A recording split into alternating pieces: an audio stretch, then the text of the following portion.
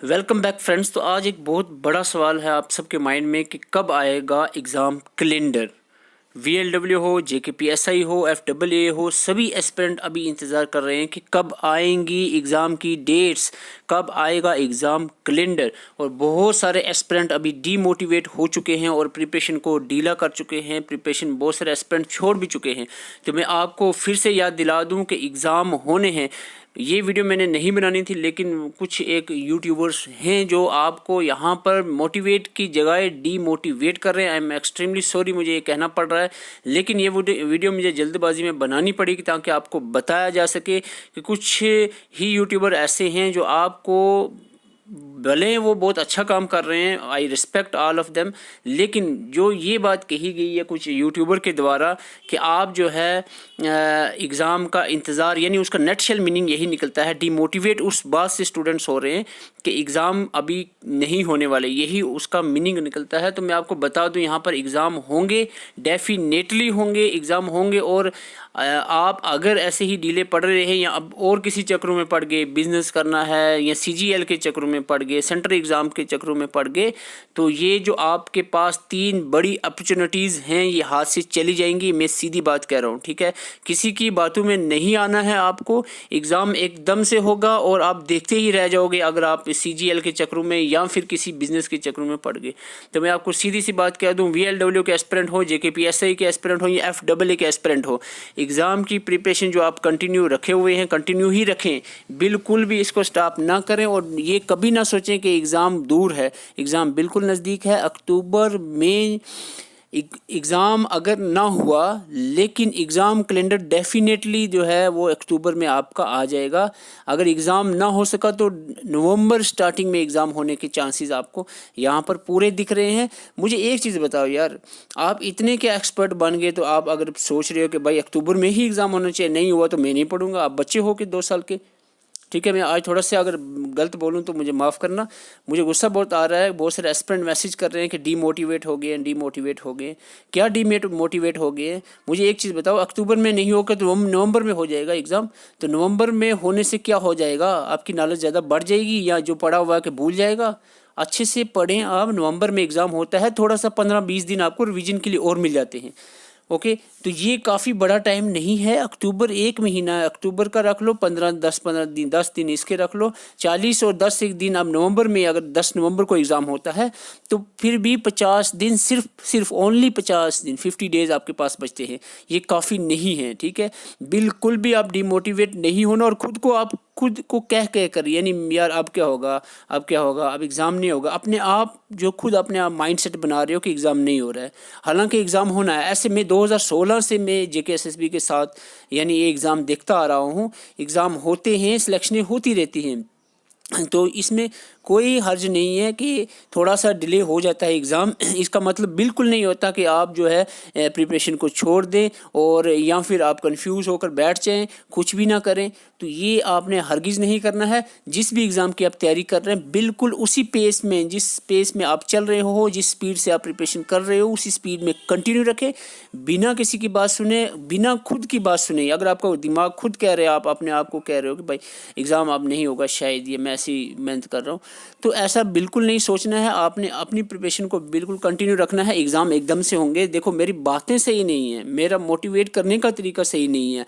मेरी pronunciation, communication skill नहीं है, प्रोनाउंसिएशन सही नहीं है, लेकिन बात जो है मैं मुद्दे की करता हूँ और हक की बात करता हूँ, सीधी सी बात है, और आपके फ़ायदे के बारे में बात करता हूँ, क्योंकि मेरे अंदर दर्द है आपके लिए, ताकि आप, क्योंकि मैंने भी सफ़र किया है काफ़ी अरसे लाइफ में। मैं नहीं चाहता हूँ कि मेरे जैसे कुछ एस्पिरेंट हैं जो आज सफ़र कर रहे हैं वो इसी तरह सफ़र करते रहें अपनी लाइफ में। तो मैं यही चाहता हूँ कि वो कहीं सेटल हो जाएं और गवर्नमेंट जॉब लेना, उसके बाद आपके पास और भी अपॉर्चुनिटीज़ आ जाती हैं, चाहे आप साइड बिजनेस ले लो या कोई भी आप चीज़ कर लो, आपके पास अपॉर्चुनिटीज़ आ जाती हैं। लेकिन पहले एक अपनी जॉब सिक्योरिटी बहुत ज़रूरी है। और ये 3 बड़ी अपॉर्चुनिटीज़ अगर आपने मिस कर दी, किसी के कहने के वजह से या खुद भी आप डिमोटिवेट होकर प्रिपरेशन को रोक देते हैं तो ये एग्ज़ाम आपसे छूट जाएगा, ये एग्ज़ाम आप मुश्किल हो जाएगा आपके लिए क्वालिफाई करना। तो इसीलिए मैं फिर से कह रहा हूँ, बहुत सिंपल है, बहुत सिंपल है। कुछ लोग खुद जो प्रिपरेशन को कॉम्प्लिकेट बनाते हैं, सिलेबस को कॉम्प्लिकेट बनाते हैं और तैयारी करना मुश्किल समझते हैं, लेकिन अब ऐसा ये एक ऐसा दरिया है, इसमें आप उतर जाओ एक बार तो किनारे पे लग ही जाओगे। तो बिल्कुल आसान होता है, एक आसान तरीके से चले, पहले आसान तरीके से यानी एक प्रिपरेशन बेसिक लेवल की करें, फिर मॉडरेट लेवल की, फिर उसको हार्ड लेवल की कर जाएं। एकदम से अगर हार्ड लेवल की प्रिपरेशन स्टार्ट करोगे ना तो आप टूट जाओगे, ठीक है। तो इस तरह से टूट जाओगे मतलब है आपको बिल्कुल समझ ही नहीं आएगा, आपके सर के ऊपर से जाएगा और आपको ये मुझसे नहीं हो पाएगा। इसीलिए 3 स्टेजेस में इसको लेकर चलना है। मेरा यही फंडा रहा है कि आपके माइंड में ये चीज़ पहुंचाई जाए कि जब आप प्रिपरेशन कर रहे हो तो इसको 3 स्टेजेस में लेकर चलें। पहली स्टेज में आप बेसिक लेवल का सारा कंसेप्ट जितना भी सिलेबस है कंप्लीट कर लो, फिर दूसरी लेवल मिडरेट लेवल, मॉडरेट लेवल की, तीसरी में हार्ड लेवल का करें। ये कैसे होगा? ये होगा आपका प्रिपरेशन करना है, एडिशन करनी है, रिवीजन करनी है, एडिशन करनी है, रिवीजन एडिशन का प्रोसेस आपने चलाना है। तो ये सबसे बड़ी चीज़ होता है, अपने आप को मोटिवेट रखना है। देखो अगर आप तैयारी कर रहे हो, जो पीछे हुआ उसको भूल जाओ, बिल्कुल मिट्टी डालो, मिट्टी डालो। अगर जितना आप पिछली चीज़ों को याद करोगे उतनी कंसंट्रेशन फोकस आपका टूटेगा और कुछ नहीं होगा, नुकसान आपका होगा। लोग करते रहेंगे बातें, ये है वो है, JKPSI के साथ क्या हुआ, FAA के साथ क्या हुआ, फॉरेस्टर का अब क्या हो रहा है, ये चीज़ें होती रहेंगी। इसके साथ एग्ज़ाम भी होते रहते हैं, इसके साथ सिलेक्शन भी हो जाएगी, देखना आप। तो ये चीज़ें अपने माइंड से निकालें, जो हो गया सो हो गया। अब सब देख रहे हैं कि CBI इंक्वायरी चल रही है, सारे जो कल्प्रिट्स हैं पकड़े जा रहे हैं, तो इसमें आपको पीछे सोचने की बिल्कुल भी ज़रूरत नहीं है। जो हादसा एक हुआ जो हो गया, हादसे होते हैं ज़िंदगी में, तो उस हादसे पे उसी हादसे में अपनी पूरी ज़िंदगी ज़ाया कर देना तो ये अच्छा नहीं है। तो बिल्कुल भी वो ना सोचें। अब एग्ज़ाम होगा, बिल्कुल सीधे तरीके से होगा, साफ़ सुथरे तरीके से होगा और सिलेक्शनें होंगी। और मैं चाहता हूं कि आपकी सिलेक्शन भी इन एग्ज़ाम में से, चाहे VLW हो, PSI हो या फिर FAA हो, इन एग्ज़ाम में आप भी किसी एग्ज़ाम में क्वालिफाई कर जाएं। यही मेरा मोटो रहा है स्टार्टिंग से। तो मैं आपको बता दूं, अगर आप VLW के एस्पिरेंट्स हैं तो बहुत सिंपल है, 5 सब्जेक्ट हैं, एक एक करके आप सब्जेक्ट फोकस करें। एक सब्जेक्ट लें, पहले कंप्यूटर, फिर जनरल अवेयरनेस, फिर आप उसके बाद इंग्लिश, फिर रीजनिंग, फिर मैथमेटिक्स। 5 सब्जेक्ट को एक एक करके लें। चाहे वीडियो किसी की भी देखें, 50% 40% यूट्यूब पर डिपेंड रहता है बंदा, बाकी 60% जो है वो आप बुक्स पढ़ें, नोट्स पढ़ें, अपने नोट्स बनाएं, टाइम दें। सबसे बड़ी बात है टाइम देंगे, मेहनत करेंगे, मेहनत से सिलेक्शन होती है। मैं आपको बता दूं, इंटेलिजेंसी से अगर इंटेलिजेंट है आप सोच लो सिलेक्शन हो जाएगी, नहीं। हार्ड वर्क आपको करना पड़ेगा तभी सिलेक्शन होगी। हार्ड वर्क नहीं करोगे आपकी इंटेलिजेंसी दरी की दरी रह जाएगी। मैं सीधी सी बात कह रहा हूँ, बहुत सारे इंटेलिजेंट हमने देखे हैं, पढ़े के पढ़े हैं, वहीं के वहीं। तो यही आपको करना है कि हार्ड वर्क करना है, कंटिन्यू करने हैं अपने फोकस के साथ स्टडीज़। तो दूसरी बात यह है कि रुकना नहीं है। एग्ज़ाम बहुत जल्द होंगे, 30 दिन नहीं तो 40 दिन में, 40 दिन नहीं तो 50 दिन में, 50 दिन नहीं तो 60 दिन में, इससे ऊपर नहीं जाने वाले एग्ज़ाम मैं आपको पहले बता दूं, ठीक है। 2 महीने के अंदर तो किसी हाल में एग्ज़ाम होने हैं, तीनों के तीनों एग्ज़ाम होने हैं। फिर ऐसा ना हो कि आपके पास कल 5 या 8 10 अक्टूबर तक आपका एग्ज़ाम कैलेंडर आ जाए, या हो सकता है आपका 5 ही अक्टूबर को एग्ज़ाम कैलेंडर आ जाए कि 25 अक्टूबर से एग्ज़ाम है या 2 नवंबर से एग्ज़ाम है, तो आपके पास भी बचेंगे 20-25 दिन। तो 20-25 दिन में आप क्या पहाड़ उखाड़ लोगे, मुझे बताओ। जो आप एस्पिरेंट सोच रहे हैं कि मैं डिमोटिवेट हो चुके हैं, हमने पढ़ लिया है, अब एग्ज़ाम नहीं हो रहा है, क्या पढ़ लिया है 20 दिन में? तो क्या रिवीजन होगी उसकी, एडिशन कब होगी? तो रिवीजन एडिशन का प्रोसेस चलाना है, टाइम लगेगा इसमें, ठीक है। तो अगर 2 भी महीने मिलते हैं, खुशी की बात है। अपनी प्रिपरेशन को और 1 घंटा बढ़ा दो। आप क्या कर रहे हो कि जो 3 घंटे पढ़ रहे हो उसमें से भी 1 घंटे आप फजूल की बातों में पढ़े हो कि भाई अब कुछ नहीं हो सकता, बिजनेस कर लें, अब ये कर लें, अब वो कर लें।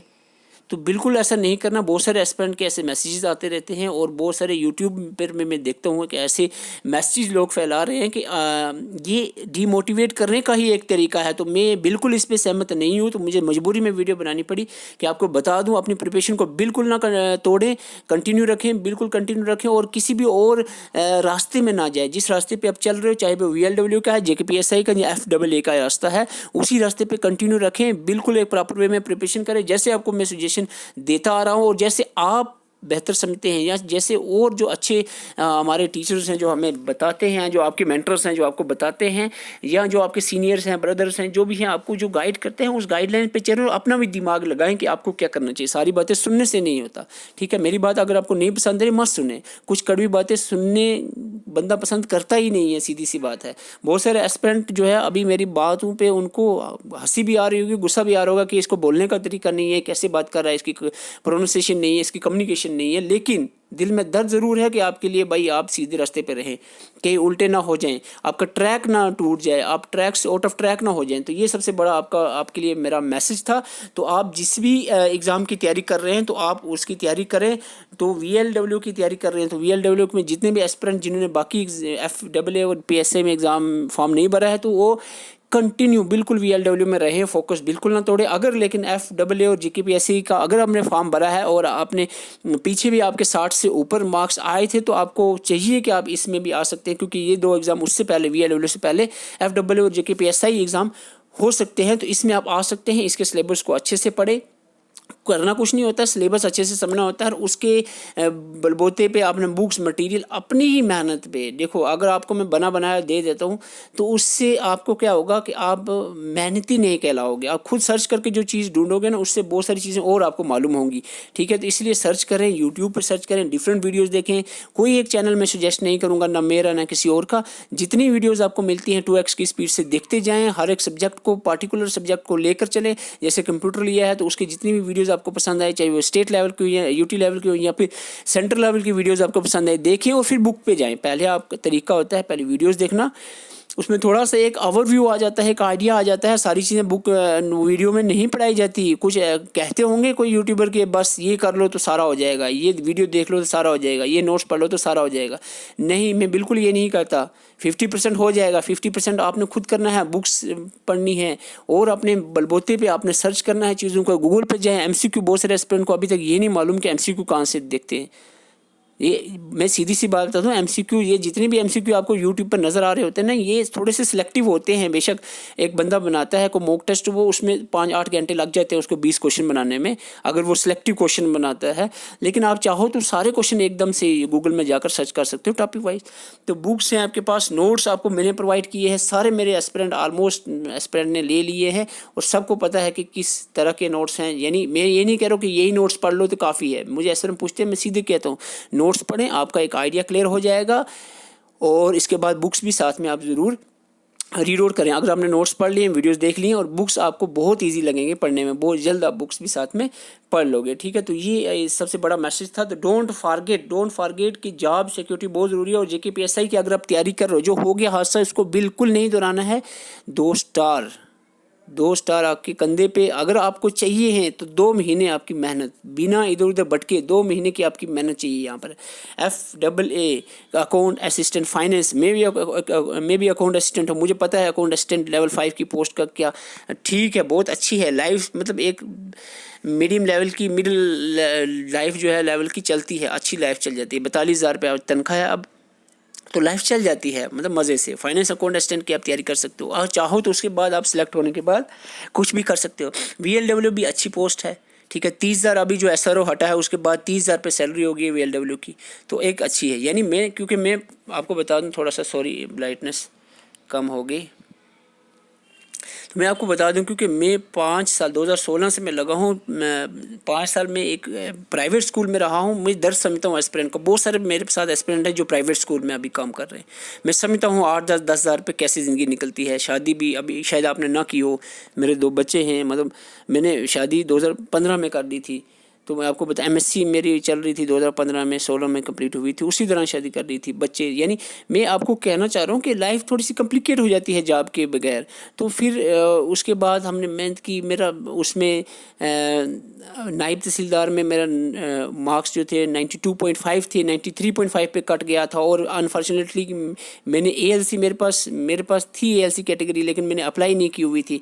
ALC में कट जो है 5 नंबर पीछे था मेरे मार्क्स से। लेकिन फिर भी जो किस्मत किस्मत की बात है, वो मैं नहीं कहना चाह रहा, वो बात 2018 लगभग 2018 की थी। तो फिर फाइनली जो है जॉब मिल गई और अभी जॉब चल रही है, आपके साथ बातें कर रहा हूँ, कुछ जो आपके मेरे एक्सपीरियंस थे और वो आपके साथ शेयर कर रहा हूँ, जो बहुत सारे एस्पिरेंट के एक्सपीरियंस थे वो आपके साथ शेयर कर रहा हूँ। तो ये चीज़ें कहना बहुत ज़रूरी था कि अपनी प्रिपरेशन को बिल्कुल कंटिन्यू रखें, बिल्कुल भी इधर उधर ना भटके। और मेरी तरफ से आपको जो हेल्प हुई है वो नोट्स हैं आपके पास, आपको मिले हुए हैं, तो आप वो ज़रूर पढ़ें। और वीडियोज़ जो है आपको प्लेलिस्ट आपको मिली हुई है, उसमें प्लेलिस्ट में ज़रूर विजिट करें। जो भी आपको आपके सिलेबस के अकॉर्डिंगली वीडियोस मिलती हैं तो वो आप ज़रूर देखें। और नोट्स, जहाँ तक नोट्स की बात है तो मैं आपको बता दूं, अगर अभी तक आपने नहीं लिए हैं तो मेरे से नोट्स ले सकते हैं। जहाँ तक बात करें JKPSI की नोट्स की, तो ये सारे नोट्स जो आपके साथ सामने मेंशन है, ये सारे नोट्स आपको मिल सकते हैं। ये नंबर दिया हुआ है नीचे 7051014488 पे आप मैसेज कर सकते हैं। सॉरी, वीडियो कट हो गई है, तो इस नंबर पे आप मैसेज कर सकते हैं, ये नोट्स ले सकते हैं।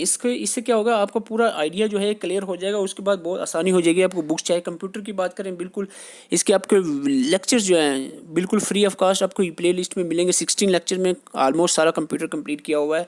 इसके अलावा पॉलिटी के लेक्चर्स मिल जाएंगे, नोट्स भी मिल जाएंगे। नोट्स और लेक्चर सारी चीज़ें आप मुझे व्हाट्सअप करें, मैं आपको जो नोट्स आपको प्रोवाइड किए जाएंगे उसके साथ साथ जो प्ले लिस्ट, पूरी सीरीज ऑफ प्ले लिस्ट जो है आपको मैं सेंड कर दूँगा। सारे जितने भी वीडियोज़ हैं उसके लिंक सारे एक साथ में मैंने बनाए हुए हैं, तो आपको वो सेंड किए जाएंगे ताकि वो वीडियोस भी देखें और ये नोट्स भी पढ़ें और अपनी प्रिपरेशन को कंटिन्यू रख सकते हैं। चाहे वो JKPSI की बात कर रहे हो,